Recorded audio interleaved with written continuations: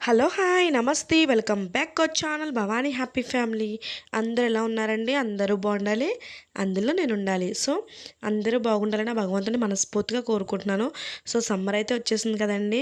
So పిల్లలు పెద్దలు అందరూ ప్రెగ్నెంట్ లేడీస్ అందరూ ముసలి వాళ్ళు అందరూ కూడా చాలా కేర్గా ఉండండి. సో డిహైడ్రేషన్ అవ్వకుండా చూసుకోండి. సో అలాగే సమ్మర్ అంటేనే మనకు గుర్తొచ్చేది మోస్ట్లీ మామిడికాయలే కదండి.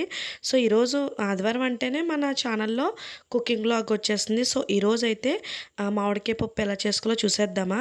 నేనైతే మీకు ఇప్పుడు గ్లాస్ చూపించాను కదా, ఆ గ్లాస్తో నేనైతే పప్పు తీసుకున్నాను. శుభ్రంగా ఒక 2-3 టైమ్స్ వాష్ చేసుకుని అదే గ్లాస్తో 1.5 నీళ్ళు వేసుకుని చక్కగా పక్కన నానబెట్టేసుకోండి. ఒక 20 నిమిషాలు అరగంట నానబెట్టుకుంటే సరిపోతుంది. తర్వాత వచ్చేసి మామిడికాయ ముక్కలు చిన్న చిన్నగా కట్ చేసుకుని పెట్టుకోండి.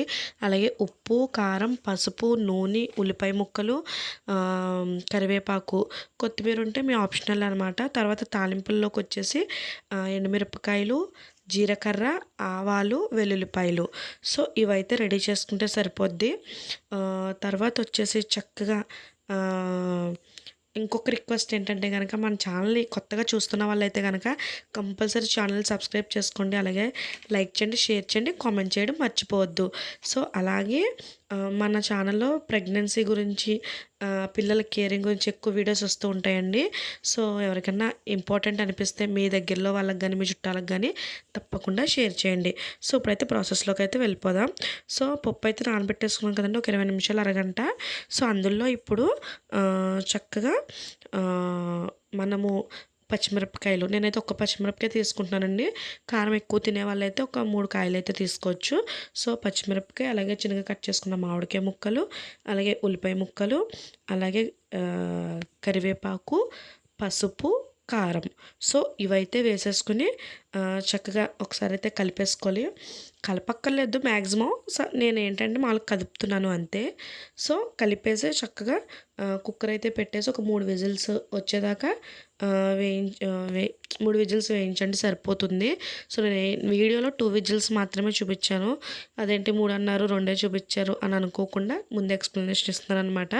సో తర్వాత వచ్చేసి కుక్కర్ అండి పూర్తిగా చల్లారిపోయిన తర్వాత ఆ విజిల్లోంచి ఆవిరైతే ఏదైతే ఉందో సో అదంతా కూడా వెళ్ళిపోయిన తర్వాత కుక్కర్ మూత అనేది ఓపెన్ చేయండి. సో ఫస్ట్ అయితే విజిల్ అనేది తీసి పక్కన పెట్టేయండి. తర్వాత కుక్కర్ మూత అయితే ఓపెన్ చేయండి. సో కేర్ఫుల్గా ఉండాలి కుక్కర్ల దగ్గర.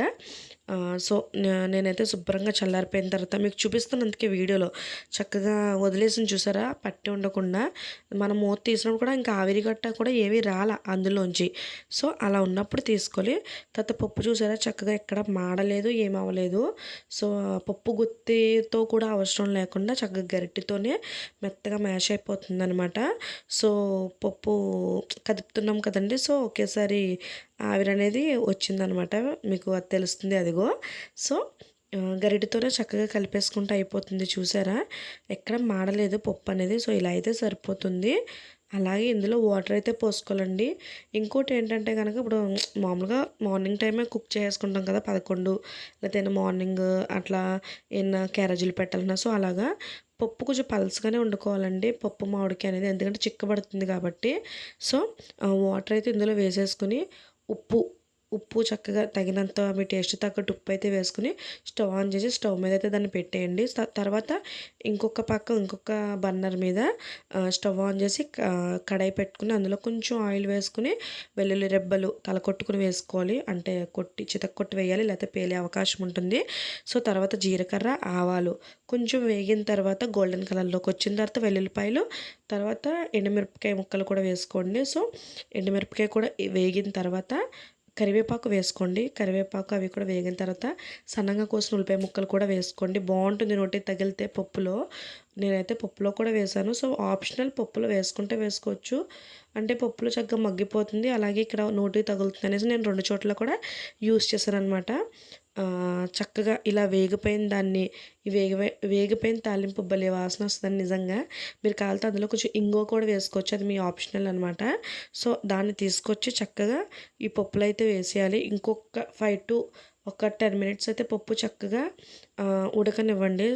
అంత మరీ చిక్కగా కాకుండా, మరీ పలుచగా కాకుండా చూసారా నేను చూపిస్తున్న ఈ కన్సిస్టెన్సీ ఉంటే సరిపోతుందనమాట. సూపర్ టేస్ట్ ఉంటుందండి మామిడికాయ పప్పు అనేది.